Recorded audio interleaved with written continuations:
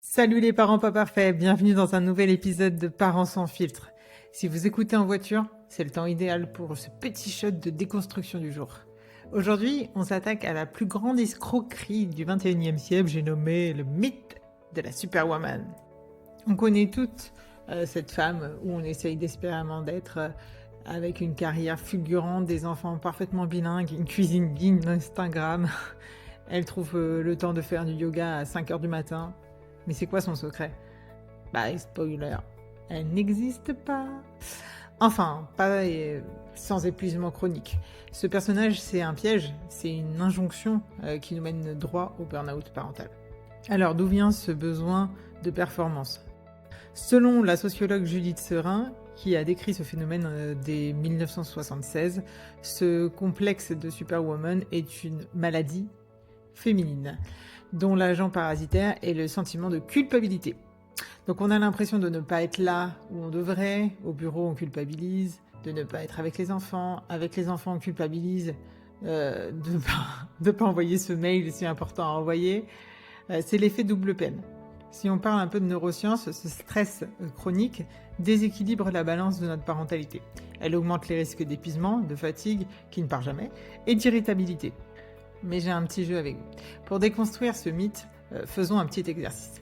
Prenons une minute pour lister toutes les casquettes que vous portez en dehors du travail rémunéré, donc mère, épouse, chef d'orchestre du foyer, responsable des finances, designer, cuisinière, psychologue, et j'en passe. Ça, c'est la fiche de poste de Superwoman. Maintenant, demandez-vous, est-ce qu'on demanderait à un directeur de faire aussi le ménage des bureaux et la comptabilité personnelle de tous ses employés ? Évidemment que non. Votre rôle n'est pas d'être parfaite sur tous les fronts, mais de choisir les fronts qui comptent vraiment pour vous. Le secret pour une vie professionnelle et personnelle apaisée, c'est de passer de la perfection à la priorisation. J'appelle ça la règle des 3 P. 1. Priorité. 2. Perfectionnisme. 3. Puissance. Alors, P comme priorité. Chaque début de semaine, identifiez une seule priorité majeure pour votre carrière. Une seule pour votre foyer et une seule pour vous-même. Si possible, votre bien-être. Si tout est urgent, rien n'est important. P comme perfectionniste. Rangez la cape. La perfection est un piège, je vous l'ai dit. Demandez-vous, est-ce que fait est mieux que parfait ? La réponse est pratiquement toujours oui. C'est une compétence stratégique. Comme le dit d'ailleurs le psychologue Tal Ben-Shahar, que j'aime beaucoup. La vie n'est pas une quête de perfection, mais un apprentissage de l'optimalisme. C'est cette recherche du meilleur possible et non du parfait impossible qui vous libérera. On va en reparler dans le prochain épisode de toute façon. Et enfin, le P comme puissance.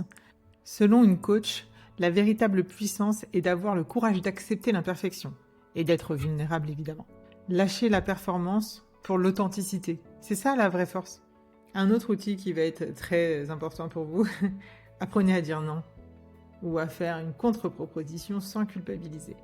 Le non n'est pas une faiblesse, attention, c'est une limite qui protège vos priorités. Quand on vous demandera un service ou une tâche supplémentaire, posez-vous ces 2 questions. 1. Est-ce que ça fait partie de mes 3 P de la semaine ? 2. Comment je peux faire autrement ? L'exercice est simple et souvent révélateur.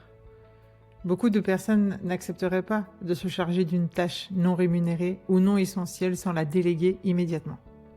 Et si vous vous sentez coupable de dire non ou de lâcher une tâche, dites-vous que vous ne délaissez pas vos enfants. Vous leur montrez la chose la plus importante, comment fixer des limites et prendre soin de soi. Je vous le garantis, vos enfants ne se souviendront pas de la poussière du buffet, mais ils se souviendront du parent qui a pris le temps de les écouter, de les câliner ou de jouer avec eux quand ils en avaient besoin. Votre enfant a besoin d'un parent serein, pas d'un parent épuisé avec une maison impeccable.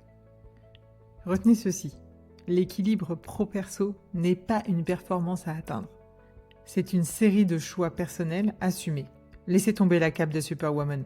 Utilisez plutôt la règle des 3 P pour prioriser et protégez-vous avec le pouvoir de dire non.